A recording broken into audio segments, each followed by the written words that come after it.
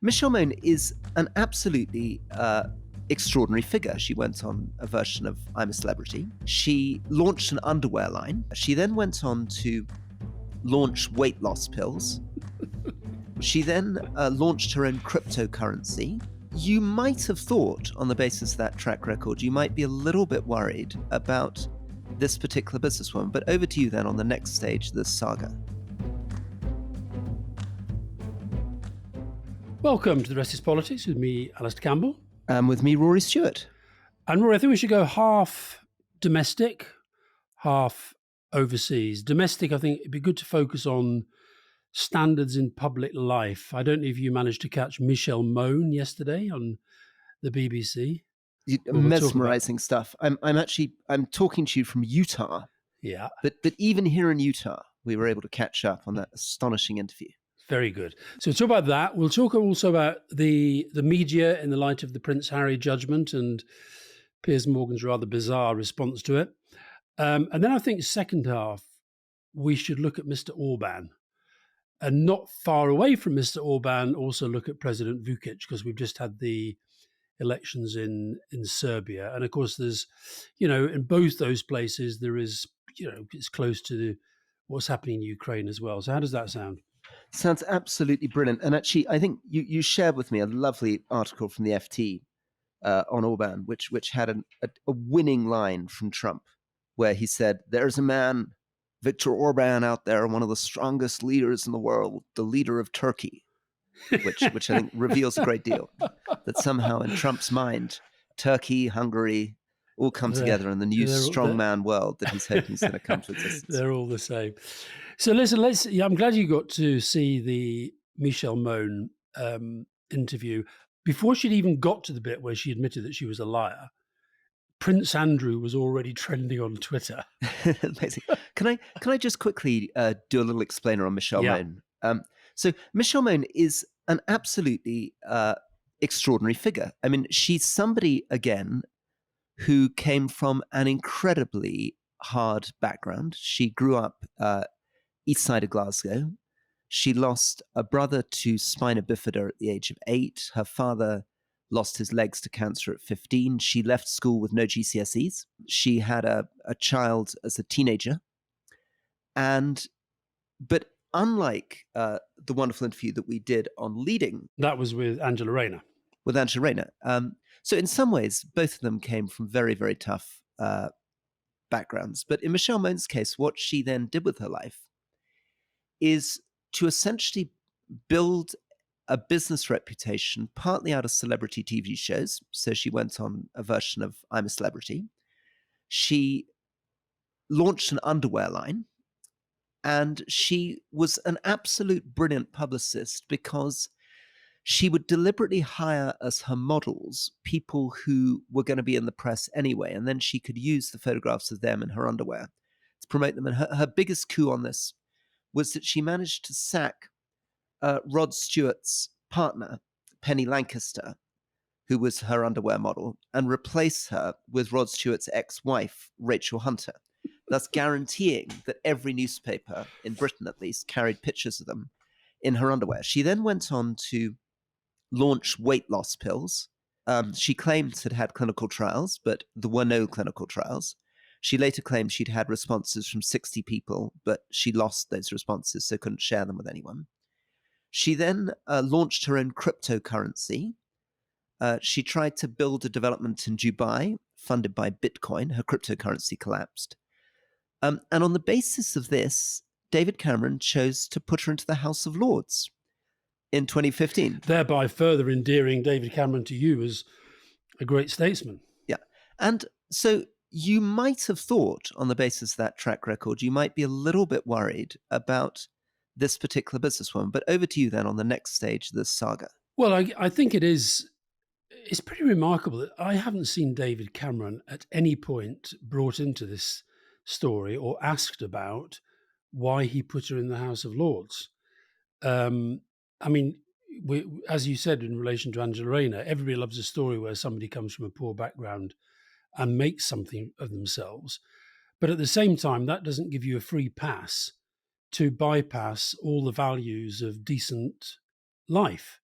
And what I found utterly mesmerizing about the interview is that both Michelle Mone and her, I've been struggling to find the right adjective for her husband, Doug Barrowman, but I'll have to keep working away on that one. But the two of them, utterly shameless, utterly shameless.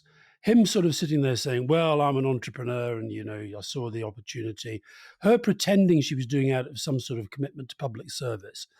And then the very casual, well, I phoned Michael Gove and they were getting all peers and baronesses to sort of, see what connections they had. Yeah, just quickly on that one, just for people who didn't watch it, that it's one of the oddest things she says right at the very beginning of the interview. She says, yes, there was a call to arms to lords, baronesses, senior civil servants, and MPs to help out. It's a completely extraordinary. She just sort of inserts the word baronesses as though somehow her title and this thing were all somehow connected in her brain. Yeah. And of course, what that led to was them having this business, MedPro PPE, whatever it was called. And what Laura Kuenssberg did quite cleverly throughout the interview, she wasn't aggressive. She wasn't unpleasant. She was asking them pretty straightforward questions and allowing them to tell the story. But in so doing, they dug themselves into so many holes. And the thing about this sort of basic moral decency and values, it's like she thought that the fact she could say, I only lied to the press, as somehow that is not the same as lying to somebody else. Because if you're lying to the press about the misuse of public money, you're lying to the public about money that you've taken from them. And yet, right at the end, Laura Kuenssberg's one sort of really softball question actually elicited one of the most interesting responses. She said at the end, what are your hopes for 2024? Which, if I'd have been sitting there, I'd probably said, well, I hope I can get through this. And I hope it doesn't go to a criminal case. And I hope that I can start to rebuild my reputation, which I accept has taken a battering. Instead of which she just said, I don't see what the case against me is. You can see Laura Kuenssberg going, what? And again, sort of quick explainer on the case. So the government was desperate for personal protection equipment after COVID. There was a real shortage of things such as masks and gowns. And as Britain scrambled to try to get the stuff because we didn't manufacture it in Britain, there was a huge push for any companies who could get it in. And in the case of Michelle Mone, she manufactured garments in China and Asia. The company did. Yeah. Her underwear company manufactures in China and Asia. So she was saying because she manufactured bras, etc. Oh, I see. Okay. Countries, she knew that she could get the stuff made. Yeah. And then, having sent text to Michael Gove, the company's set up. But the first thing that's very striking about the company is the company isn't set up in her name or her husband's name. Instead, it's set up in the name of somebody called Anthony Page, who initially she claims that she has next to no contact with. But later turns out that he's very closely connected to them. He's the secretary to one of their companies, MGM Media. He basically runs her husband's family office. They then proceed to get £80 million for 210 million face masks, which they deliver and which work. I mean, the face masks are valid. And then they delivered their £122 million contract on gowns, which were not used, and the government has rejected as substandard and is suing. The government is suing them for £122 million. It's an extraordinary thing to be doing. Now, PPE MedPro maintain the gowns have been fit for purpose, but that is absolutely not what the government believes. And it then transpires not only that, having told The Guardian that she's not connected in any way to this man, that she's personally recommended the company to Lord Agnew. She's been involved in the size of the garments. She's been lobbying for another company that she's involved in. And finally, The Guardian, through an extraordinary, and I'm sure it's not only The Guardian, so I apologize to the other journalists who were involved, and we can put in the report the other people who did some extraordinary work on this, discovered an Isle of Man trust has received £29 million from this company, PPE MedPro, through a whole series of complicated offshore routes. So I think there are two big questions. One is the delivery of stuff that simply didn't work. But secondly, if she thought she was doing no wrong, and what this interview, as you say, keeps saying is, there we were sitting at home during lockdown like everyone else thinking, this is ridiculous. What can we do for Britain? They don't have any masks. We know how to do this. Get me on the phone. I'll deliver it as public duty. Why then set it up in the name of someone else who they claim to have no connection to, and then set up a series of roundabout routes to get £27 million into their own trust. When her husband sort of casually dropped in those wonderful three words, Isle of Man, it's never a good look when you basically say, well, we're running this all through the Isle of Man. And I've got nothing against the Isle of Man. I've got nothing against Manx people. However, I think that suggests that possibly they might just have a tad reluctance in terms of sort of, Yes, shelling out loads of tax. and again, here I'm going to get in trouble, but explainers for overseas listeners, the Isle of Man is one of the associated parts of the United Kingdom. There are other examples of these things, Jersey, Guernsey, and others, which have a very, very complicated, long historical relationship with the United Kingdom, and that in some senses are part of the United Kingdom, in other senses aren't, and anyway have an independent legal systems which have traditionally allowed them to benefit as good tax vehicles for people to place their money. Exactly. Very, very, very well put. But I guess the thing that links this to a lot of the stuff that we've seen in politics, not just in the UK, but in different parts of the world, is this sense of impunity that people feel that if they're at a certain level in our social and political and economic structures, that the rules don't really apply to them. I mean, I think it's particularly the wealthy. I'm not even sure that it's a question of her thinking she's on a I think it's about capitalism gone mad. I think this is the madness of modern wealth. I think they get to the stage of I almost think that they can't even really see that they're doing anything wrong. I mean, that's what's so chilling about it. That they sort of somehow simultaneously think they're saving the world. We sorted out the problem. We brought in the face masks, and by the way, we made £27 million through an offshore tax efficient trust vehicle at the expense of the British taxpayer. But And also the point on the trust.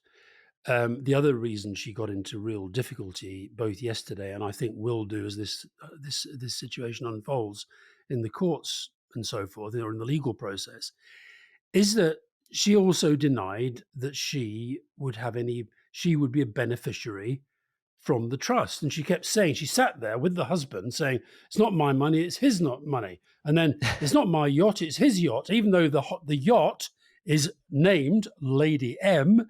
And one of her many sort of glamorous self-promoting photos is of her standing there on Lady M. And the reason why I was particularly sort of disgusted and appalled by the whole thing is, as you know, I'm editor-at-large at the New European. And a few weeks ago, her lawyers issued a writ against me, James Ball, and the editor of the New European, because we had written this stuff about her in the paper and essentially saying to Rishi Sunak, never mind, stop the boats. It's about time you stopped this particular boat, the Lady M. And in came this letter with threats and demands that the paper be pulped and demands for an apology for things which have turned out yesterday live on or recorded on television to be true. So, Rory, just imagining a goal hanger lawyer on my shoulder, I might point out Michelle Mone and Doug Barrowman are subject to a long-running National Crime Agency investigation facing allegations of fraud and bribery, which they deny. Now, is this a good moment to transition to something which is connected to that? So you're getting legal threats, investigative journalism's being done. In a way, this story is a story about good investigative journalism. And this is at the heart of one of the other issues you wanted to talk about today, which is the Levinson report. And the Levinson report, people remember, came out of these horrible phone hacking scandals where it turned out that various newspapers were employing private investigators to break into the telephones, or in other words, blag private information out of people to run endless tabloid stories. And it's come to the front recently because Prince Harry has been in the court, first royal to appear in the court for over a century, in a civil court against the Mirror Group. And one of the key things here has been about getting the balance right between the freedom of journalists to do sort of good Panama paper style investigations, or this great investigation into trust on the one hand, and their impunity to do truly destructive, horrible, damaging personal attacks with no form of regulation on the other. Do you want to tell us a little bit about what's happening here? Because this is something you understand deeply, and you testified to the High Court. Am I right about it? I did. I was a witness in Harry's case against the Mirror. I was a bit confused as to why they called me, but I having read the judgment, and honestly, it's very, very long, the judgment, but it's absolutely the most extraordinary, devastating critique of media culture and standards. But the reason I think they wanted me to testify was because in a lot of the invoices that were found for these private investigators that were being paid by the Mirror, there was one where he was being paid because he'd provided details of my bank account and our mortgage. And so therefore, I think that's why I was there. It was simply to testify. And it was complicated, isn't it? Because on the one hand, you were a victim. On the other hand, you used to work for the Mirror, right? Yeah, and also I have got a case myself against the Mirror. I've had a case in the past against News International, which I won, and I've got a case now against the Mirror. I don't particularly want to damage the Mirror, and my big worry out of this, there are so many people now who are going to have a case against the Mirror. If you saw the full list of people who were targeted, it's very, very long. And I think the reason that my case was significant within the court is that it didn't lead to any stories being published. And in a way, I think the judge was indicating is that kind of doesn't matter. It was the fact that the law was broken to get the information. And so with Prince Harry, I think it was roughly half of the stories. The judge concluded that they came through illegal means. Harry was awarded £146,000 in damages. The papers between them are already into over £1 billion in terms of legal costs and settlements. And this at the moment is sort of Murdoch Inc. and the Mirror Group. It's the two main ones, right? Exactly. But this is really interesting, I think. Harry's next target is the Mail. And just as Piers Morgan, there appeared to me to be quite a conflict between three things: his statement, his evidence to Leveson, which was under oath, what has emerged in the court case and the judgment in particular, and also Piers's rather unhinged response when, in true Donald Trump style, he was lashing out against the courts, against me, against anybody. And so next Harry goes to the Mail. And his case with the Mail has got other people involved. I think Elton John is one of them. And so this is not going to go away. And the thing that I rather admire about Prince Harry, and I don't know whether you know what his father and those close to him may think of this strategy, but Harry could easily have settled for a lot of money. But he decided, and it's clear from him and his legal team, that he's going to make sure these people get justice in some way. And take us back to the sort of beginnings of this. So there was this stuff was going on, as far as we know, definitely was going on in the 90s. And there was people were unlawfully tracked. They were blagged, they were hacked, they were spied on. These are all sort of different technical terms, aren't they? Yeah. Can you give us examples of some of the sort of things that people were doing, that these journalists were doing? And they were doing it generally with a cutoff, weren't they? There was usually a private investigator doing it on their behalf. Is that right? I mean, a lot of it was done through private investigators, and that gave them this sort of deniability. So when Piers Morgan says that, I didn't hack a phone, I didn't ask anybody to hack a phone, I noticed he wasn't speaking specifically to the judgment. The judgment was that he knew this was going on. And the way they got in was often people hadn't changed the passcodes on their voicemails, so they basically would guess that people were using default PIN codes for their own voicemails. And blagging is something slightly differently. Blagging, and my case was, I think, a mixture of blagging and hacking. The getting of my mortgage details, and this was at a time when, if you remember, Peter Mandelson got into difficulty because of his mortgage details. He was clearly a victim of this stuff as well. And so I think what happened was that the Mirror, having done this story on Peter Mandelson's mortgage. Yeah, and let me just sort of quickly give a reminder on Peter Mandelson. So Peter Mandelson turned out that he had got a loan from Geoffrey Robinson, who was a fellow Labour MP, and was going to go on and Paymaster General, and go on to be, a fellow minister. And this had not been, it seemed, properly declared or explained either to the leader's office or to Parliament. And he had then resigned. And I guess and then 10 months later, he came back again. So the idea was that he'd resigned and he'd paid his penalty, he'd come back.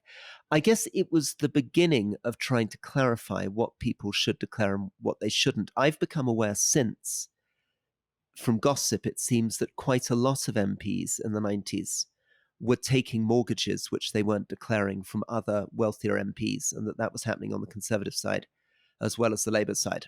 I don't think the issue with Peter was declaring it to Parliament. It was the fact that when he became president of the Board of Trade, there was an ongoing investigation into Geoffrey Robinson's business affairs, and it was felt that he should have declared that relationship. That's right. But I also think today in the modern rules, the Parliamentary Commission would expect you to declare if so. somebody's lending you £400,000. I mean, that's why I was horrified that Boris Johnson seemed to be able to get away with some undeclared guarantee of £800,000 without declaring it. I mean, I don't think loans should be treated differently to cash gifts in terms of declaration. Anyway, enough of that. The point was they were then hoping, presumably, that you were also doing something similar. So they were trying to get into your bank account. And I think they did that in the main through blagging. In other words, they were phoning up finding ways of getting into our building society, our banks, and talking to people to get all the details. And that would be through straightforward conmanship. I mean, in your case, you were innocent and that activity is illegal.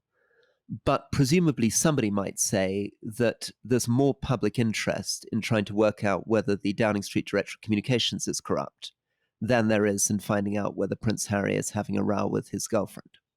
Yeah.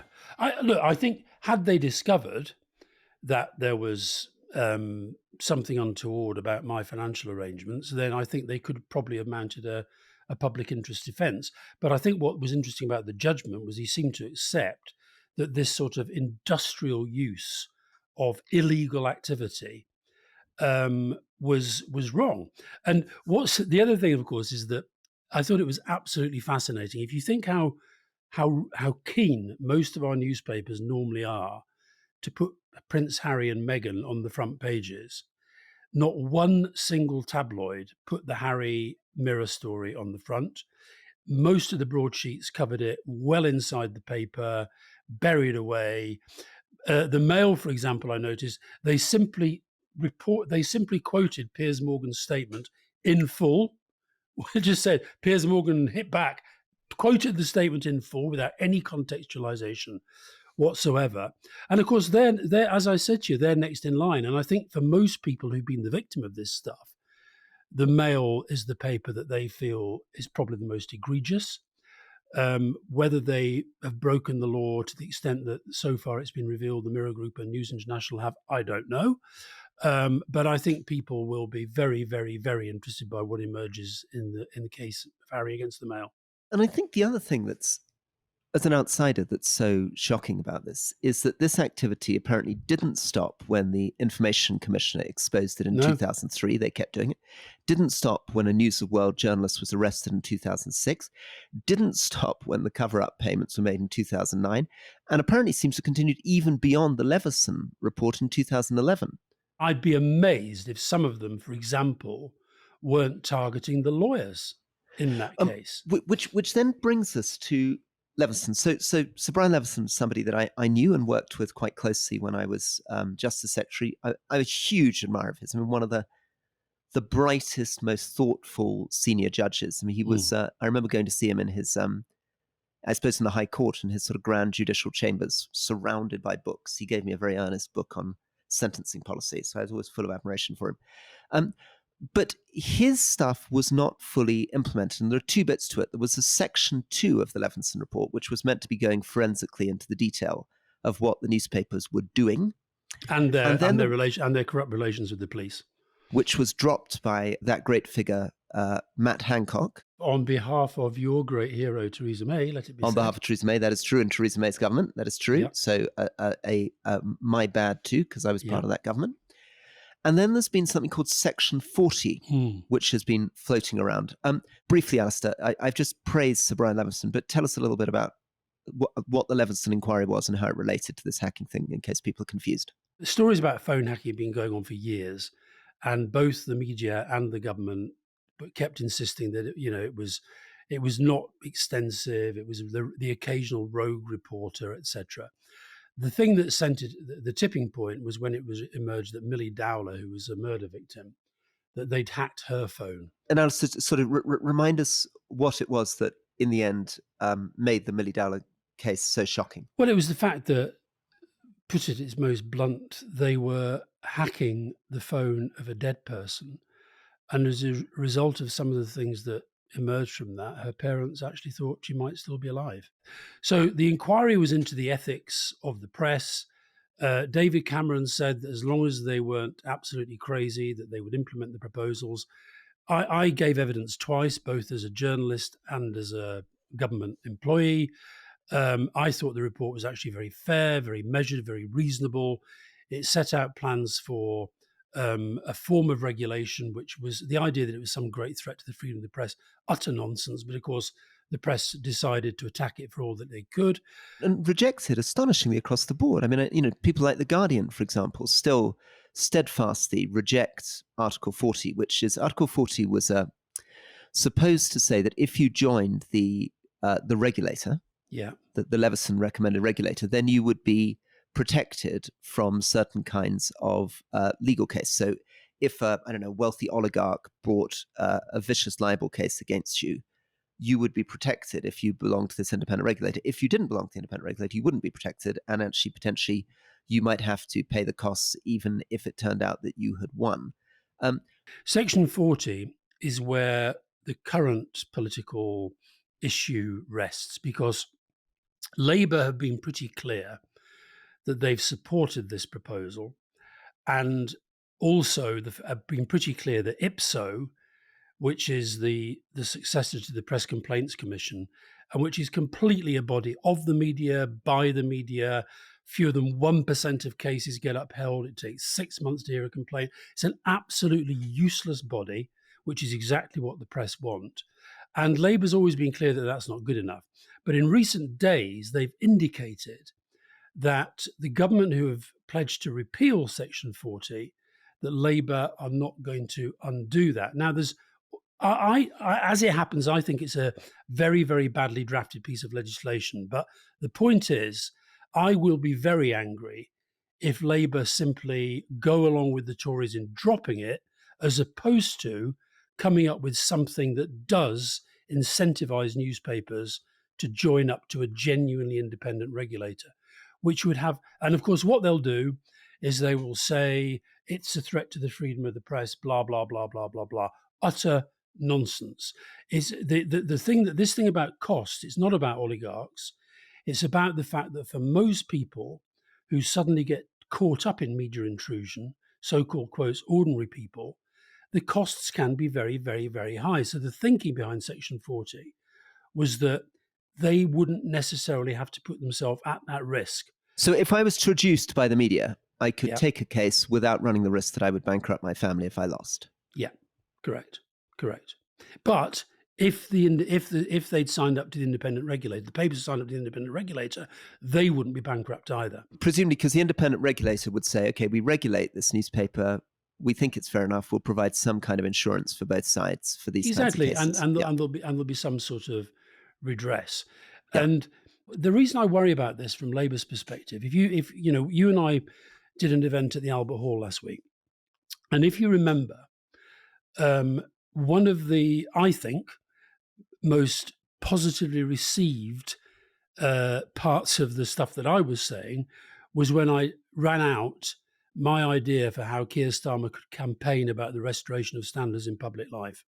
And I think, and I really passionately believe that if Labour were to say the Tories have damaged the body politic and we have the responsibility to repair it, I think there'd be massive public support for them to say they're doing it and do it. It'd be a wonderful campaign, wouldn't it? And Yeah. You're right. If you could connect this to it. Yeah. Well, Yeah. and also, I'm not saying to Labour make the press a big part of the campaign, but I am saying if they think that by going soft on the press now, by sort of quietly dropping this Leveson stuff, they somehow think that if Labour get into government, the press is going to go easy on them. Forget it. On the contrary, what they will think is, we've got them where we want them. We can do what the hell we want. And as soon as Labour's in power, they will turn. And what's more, they will turn. And unless Labour has something in a manifesto that says Leveson's not been fully implemented, there have still been excesses, there's still been criminality, we have to find ways of addressing that, then the press will think they won game, set and match. And this all came to a height, didn't it? Because we then had a very strange thing that really troubled people, which is that the Labour Shadow Minister, Stephanie Peacock, made a series of statements that appeared to reverse the Labour position in Parliament in the committee stage, the media bill. Yeah. And she wasn't prepared to support a very modest amendment from the SNP to Yeah. find an effective alternative incentive to Section 40, which is this thing which we've just been Correct. Now, talking about. and I understand why sometimes you don't necessarily want to back an amendment that's put forward by another party, and the SNP, we've seen that in lots of cases. But there has to be a replacement of this. I don't think in the end anybody's going to die in a ditch for Section 40 itself because it's not very well drafted and so forth. But in terms of the principles at the heart of it, there has to be something that replaces it.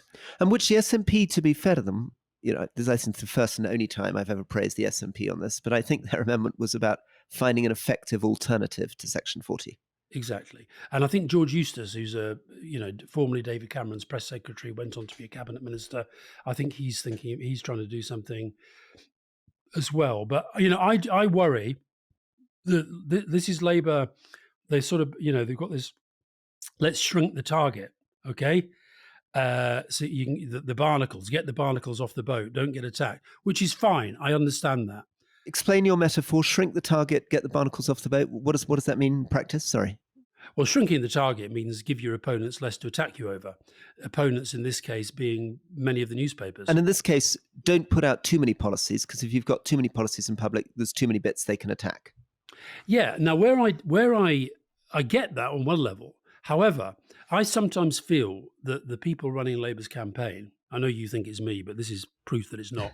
But the people running Labour's campaign, I think sometimes they think they're doing a lot of the things that we did because we had a strategy to try and neutralise the press, not let Murdoch, run riot, not let any of the papers kind of destroy us.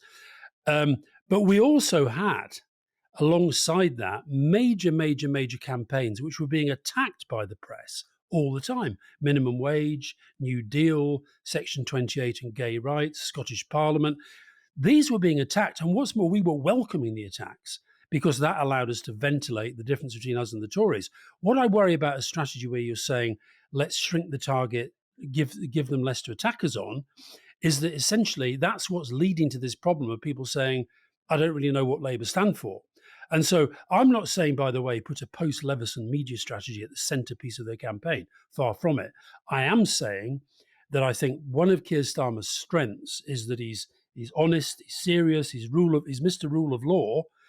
And that's why I think a campaign on standards would really, really suit him. I think it's really interesting that, because you're absolutely right. By attacking you over the Scottish Parliament, by attacking you over gay rights, by attacking you over the minimum wage, it was actually drawing people's attention to stuff that you were proud of. And it is true that we continue to feel that Keir Starmer is overwhelmingly likely to be the next Prime Minister. But just to remind people that on the net favourability rating, Keir Starmer's net favourability is falling, and he's at minus 22%. Now, that's much better than Rishi Sunak, who's at minus 49%. But to put that in context, Blair at this stage was plus 19%. And even Cameron before 2010 was at plus 17%. So there is something for Labour to think about. And if you're worrying, as I guess many Labour supporters are, that they're being too complacent, I'm really attracted by our idea that they should be putting out things and having a fight about some things. Yeah, absolutely. And, I think look, if you're this far ahead in the polls, maybe you think you can sort of just, it's going to happen anyway. But, we've some of the things we talked about in the podcast in recent weeks, 4 out of 10, 18 to 24-year-olds not registered to vote. The fact that the newspapers are going to, kick hell out of Labour in the run-up to the campaign. And this, we had a great example at the weekend of something which I think, not Keir Starmer, I'm not saying he should do this, but somebody from Labour should have been out on the front foot attacking the Tories and the Telegraph at the weekend. They ran a story, front page story, saying that the Tories have prepared a dossier on Keir Starmer about the cases that he did as a lawyer, where he defended terrorists and defended gangsters and defended this, that and the other. Now, they did the same with Cherie Blair. there's a thing called the cab rank principle, where lawyers have Yeah, to yeah, take yeah, on yeah, cases, right? yeah. So what they're going to try to do is basically a smear. They're going to try and say that because he once defended a terrorist in this case or that case. Yeah. Now, and what's more, the Telegraph. Why did they give it to the Telegraph? Because they knew they'd get an easy hit with it. Instead of the Telegraph saying, as they should have done, this is utterly absurd and evidence of how desperate the Tories are, they put it on the front page and they got a debate going about it. Somebody from Labour should have been out there, I think, saying this is utterly desperate. It actually further undermines the rule of law, and it shows that the Conservative Party are absolutely done, spent force, etc. Instead of which, I feel there's been, oh God, this probably shows why we have to be a bit nicer to the Telegraph. Now, I've got nothing against Keir Starmer writing the Telegraph, nothing against Wes Streeting writing the Telegraph, and fine, do all that. But do not for 1 minute think that if you go easy on these papers now, in the post-Leveson environment, that somehow they're going to be your best mates, because they're not. Alastair, thank you. Great first half. I think time for a break.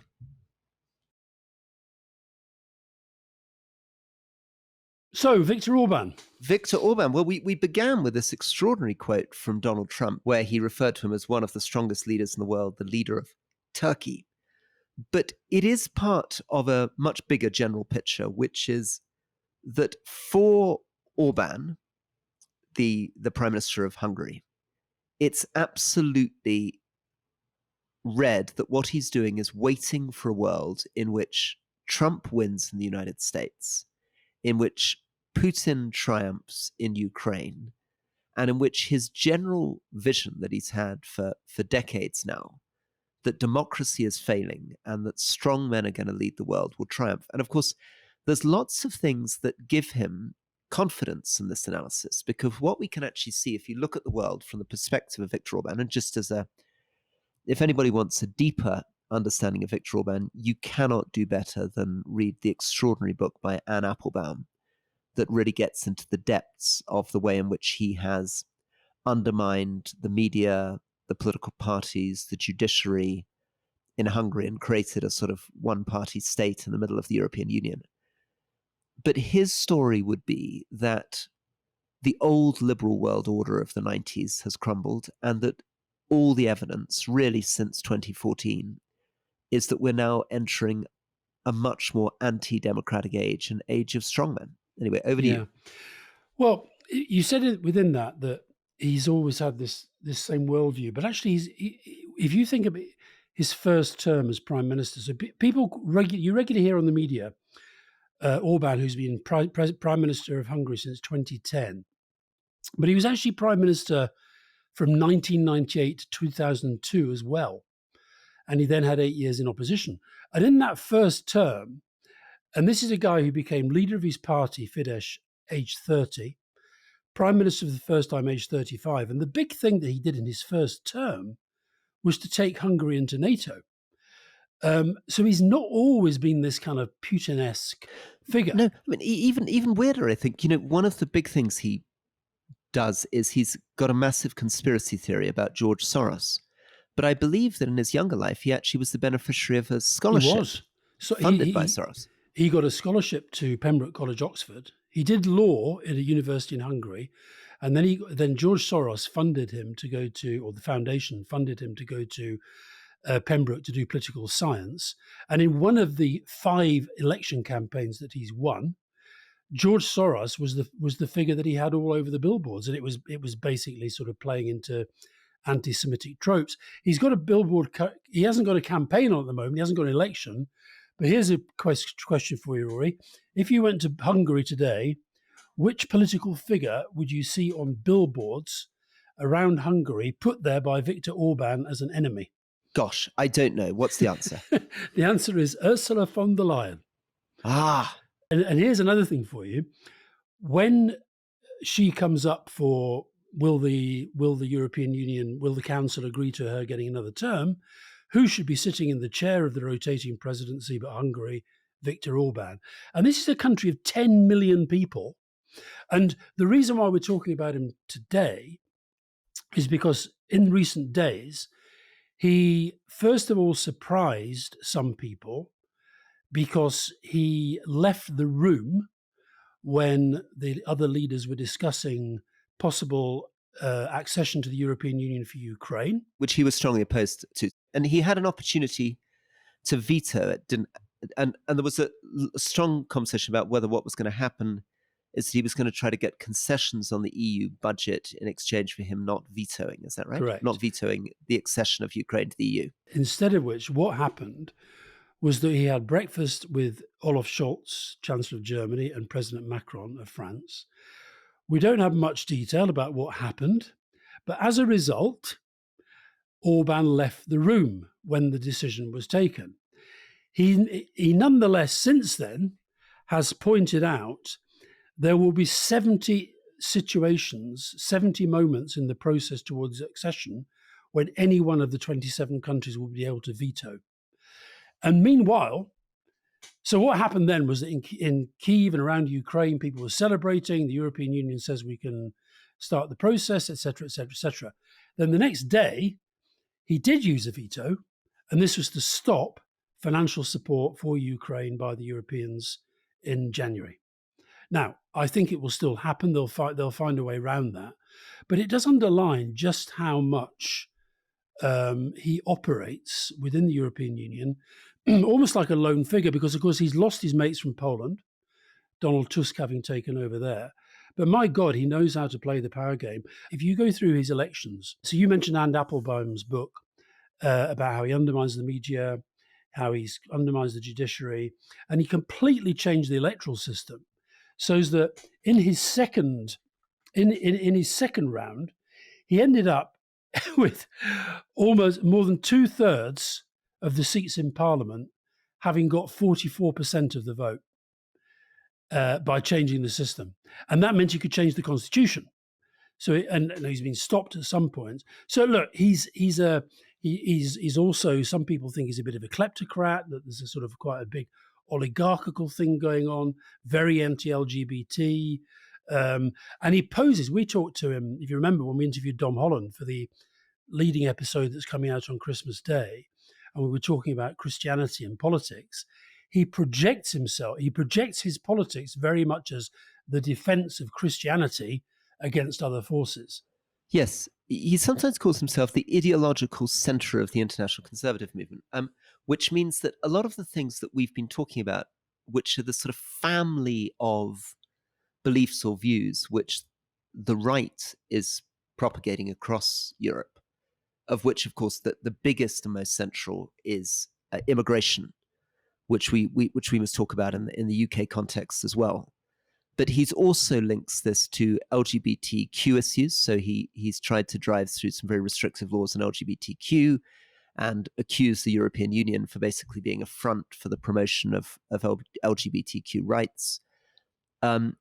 Also connected with this, of course, is concerns about measures on climate change. Others, they tend to be climate skeptics. And they also increasingly are gesturing that they are not sympathetic towards continuing to fund Ukraine against Russia.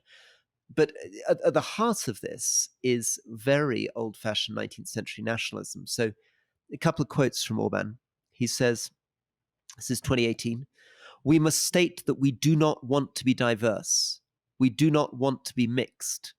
We do not want our own color, traditions, and national culture to be mixed with those of others. We do not want this. We do not want that at all. We do not want to be a diverse country."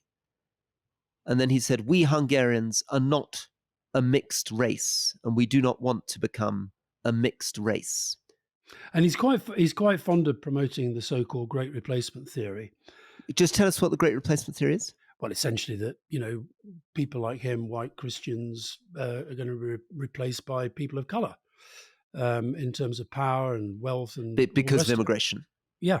And birth rates. Yeah. I'm trying to think if there was anything like him. Well, the person I think that we have been talking about, I think that we should keep an eye on, who's watching this very carefully, is Vučić in Serbia. And Vučić, of course, is somebody that you know because you were dealing with Vučić back in 1999. Just give us a quick reminder of Vučić and your connection with him before we get on to why Vučić is echoing Orbán. Well, I wasn't dealing with him other than the fact that we were opposite numbers. He was in charge of Milosevic's media machine, and I was helping NATO run theirs during the Kosovo war. And I've met him subsequently. I met him in through the work that I do in the Balkans. And this election, so we're speaking on Monday. The election in Serbia was yesterday. They've had 5 general elections since 2012. They've had 3 in the last 3 years. And essentially, he calls elections because he's also got great control of the media, because he's also become very, very powerful over all the institutions of the state. He calls elections because he can use them to kind of, drive his message. And he's ended up, so far, he's got 46.6% of the votes, and similar to Orban, that could give him an absolute majority. Which now he'll probably do some sort of deal with some of the smaller parties, but the last time I think we talked about Serbia was after they'd had those terrible killings, and it led to the formation of a new alliance called Serbia Against Violence on the centre left. They've ended up with just 23%. They're going to get 63 seats. Where he might not get away with things as much as he wants is they've also got local elections in Belgrade, municipal elections. And it looks like that his party, the Serbian Progressive Party, is winning there, but not by nearly as much. And by the way, what's really interesting about this election, Rory, he wasn't even a candidate. This was not a presidential election. This was a general election, which he was the main figure. So President Vucic really worth looking at, because he is absolutely increasingly sympathetic towards the sort of Orban vision of the future of the world. There's a link to an interview that he gave. If you get a chance to watch it, he's sitting there in an amazing, what I can only describe as a lilac tweed jacket, sitting there sounding very, very calm and patient. But all the way through, even if you, obviously most of our listeners don't speak Serbian, and my Serbian's very rusty, but he keeps saying, čekati, čekati, wait, wait. And what he's saying is that we need to learn, or the Serbs need to learn, from what happened in Nagorno-Karabakh. He's learned from Azerbaijan. He said Aliyev, president, and his son in Azerbaijan waited for 27 years for the special geopolitical crisis that allowed them to take back Nagorno-Karabakh. So listeners will remember, a few months ago, this thing which in the 1990s was resolved with a small Armenian settlement in the center of Azerbaijani territory. Essentially, there was an invasion beginning this year, and neither the US or Russia nor the United Nations or anybody did anything to prevent eventually Azerbaijan overrunning it and kicking out the Armenian population. And this is relevant for him because he is thinking particularly about how northern Kosovo, the Serbian bit of northern Kosovo, is going to come back to Serbia, and how Republika Srpska is the Serbian part of Bosnia-Herzegovina. So you remember, or listeners will remember, that during the conflicts in the mid-1990s, within Bosnia in particular, Croats, Serbs, and Bosniaks, the Bosniaks being the Muslim population, were fighting. That war came to an end, 94-95, in a settlement in which the Serbs were left with a chunk of the territory called Republika Srpska, where about 80% of the population is Serbs. And that was in some ways one of the great triumphs of the 1990s. I mean, it was the US and Britain and the European Union ending a war where 37,000 people had been killed in Sarajevo. The war criminals were arrested, the checkpoints were removed, the crime rate was lower than Sweden. And now, decades later, we have Vucic strongly signaling that he wants to get it back. And we're hearing this also from the leader of Republika Srpska, who's also strongly hinting that reunification will happen. And these strange phrases are now coming out. If you hear them, they will also say, this is one of the reasons we keep encouraging listeners to try to look at what's happening in the local press. They have these same stranges about, we are the victims of a conspiracy of the American Democratic Party, because it was Bill Clinton that imposed this. So this is all part of sort of worrying sense of the world order slowly unraveling. And the geopolitical conditions he's waiting for, in particular, are Trump winning and Putin triumphing in Ukraine. Over to you. Sorry. Well, it's interesting because the other thing that connects Orban and Vucic, at different times they've indicated, I mean, at the moment, I think you're right in saying that they're both very much pointing towards the sort of populist right, and on foreign policy, pretty sympathetic to to Russia and China wasn't always necessarily so. There have been moments where it looked like they were possibly thinking of pivoting the other way. But I don't know whether it's the same interview, but somebody sent me an account of an interview he did where he mocked all the other Western Balkan countries for aligning with the EU.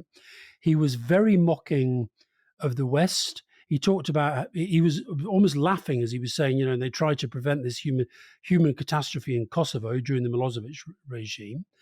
And he said that, this is a quote translated, now everyone understands that they cannot defeat Russia militarily. This changes everything. And that was a pretty kind of straightforward, as you say, the geopolitics of the world are changing, and I know which side I'm going to be on. And there's also an interesting character here to get a sense of the, we've talked about this in relation to Israel, that it's important to understand governments partly through some of the more extreme members. So we've talked in Israel about the importance of understanding Ben-Gvir and Smotrich in understanding the way in which Israel is thinking about Palestinian rights. In the case of understanding Serbia, it's important to understand characters like Alexander Vulin, who was the Minister of Labor, then Defense, then Minister of Interior, then the head of the intelligence agencies, who's just sent in his resignation letter. But in it, you get the full-throated Serbian thing. These people are trying to make us apologize to Croats, to accept the Srebrenica massacre. They're trying to force us to sanction Russia and expel Chinese investments and reject our family values. And again, this is the Orbán stuff. And he talks about our brotherhood with Russia and China, that Serbia is the last free leader in Europe. So now this then brings the big geopolitical question, which is it possible to re-energize the movement? Paradoxically, it sounds a bit contradictory to say it, but to actually get Serbia, Kosovo, and the other Western Balkan countries into the European Union. Which for them is a stated policy objective, yet at the same time, for example, the Prime Minister, I never know how to pronounce her name because it's got three consonants at the start, Brnabic, Branabic. She recently said that Serbia will not comply with the parts of the agreement that were brokered by the EU in relation to Kosovo, and that they will never accept a de facto or de jure recognition of Kosovo. And the other thing we've talked about in the past, which is this whole issue of number plates, they've now reached the point, and this is the issue where there are around 50,000 Serbs who many of whom have cars where they refuse to have Kosovan number plates. They insist on Serb number plates. Kosovo has insisted the Serb number plates have got to go. They've given them time for the transition, and the time has now run out.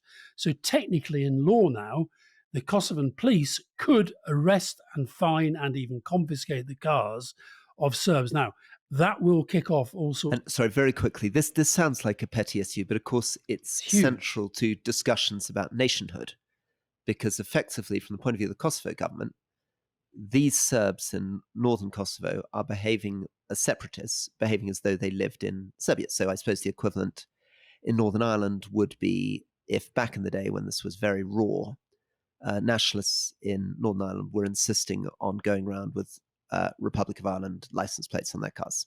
And it feels like a tiny issue, but in fact it's symbolically unbelievably important. And it's led to violence in the past. One maybe final point on this election is that, like Orbán, he's been in power for quite a long time now. For quite a few accusations of ballot rigging this time, busing of voters in from Bosnia-Herzegovina to vote in Belgrade, intimidation of monitors, falsifying of signatures. Now, these are accusations, all of which are pretty widely reported in much of the media. But of course, as far as he's concerned, he's got 46.6% of the vote. I've won, you've lost, suck it up, on we move. And it is quite amazing to be a winning prime minister who keeps holding elections. Yeah. Whereas we're a country which has different prime ministers without elections. I think the big picture reminder here is that we became, I guess, during the Cold War, used to something quite unusual in Europe, which was from 1945 to the early 90s. These borders in Europe, which of course had moved a great deal, First World War, Second World War, huge movements, what is the border of Poland? What is the border of Hungary? What's the border of Romania? These were very contested things that particularly sparked the First World War. But we were used to those borders being controlled and frozen. And that was very, very important. I mean, that's basically what the United Nations existed to do, protect these sovereign borders. And states, for example, in sub-Saharan Africa, this is hugely important to them because these borders are often artificial, straight lines on maps, and groups cross those borders. It's been unbelievably important to hold those borders. And that's why when there was a Biafran rebellion in Nigeria, it was extremely important to Nigeria to argue that they needed to keep the borders of Nigeria intact. Now, this we were complacent about. It broke in the Balkans in the 1990s, and it seemed as though we'd found a resolution for it. It was a time of huge US confidence, and under the John Major and Tony Blair government in Bosnia and Kosovo, the West intervened, and settlements were found. And we assumed, I guess, moving on from 2000, that was pretty permanent, that problem was dealt with. We are now entering a world where if you look at Putin taking Crimea, Putin having effectively annexed now eastern Ukraine, Nagorno-Karabakh now having been taken back without anyone really noticing, we're entering a world in which it's becoming much, much more likely that Serbia would attempt to retake northern Kosovo, would attempt even possibly to reintegrate Republika Srpska, that Putin, if he really feels that he can act with impunity in eastern Ukraine, might have a go at the Baltic. And that's a much, much more dangerous world. You mentioned how, lots of these populist right-wing leaders are waiting for Trump, and Putin, of course, number one, waiting for Trump. Fiona and I watched The Crown last night. And oh dear, we don't like that. Well, but we're into the Blair era and we're into Kosovo, and the narrative basically, Rory, is that the Queen's very jealous of Tony Blair's popularity, but she sees that Tony Blair seems able to get the American president to do things that otherwise he wouldn't do. So the story is Kosovo, and it's overdone, but I don't think Donald Trump America would go anywhere near a war in the Balkans. No. And the tragic thing is, if you see the way that people reacted to Nagorno-Karabakh, or basically the way they reacted to Crimea in 2014, or didn't react, I wonder how much outcry, tragically, there really would be if Serbia tried to take northern Kosovo, unless we really put it on the agenda now. Yeah. Well, there we are. I think we're done for the day. And thank you all very, very much. And maybe tomorrow in question time, we can talk a little bit about Rishi Sunak and Giorgia Meloni and migration. Cool. See you then. See you then. Bye-bye.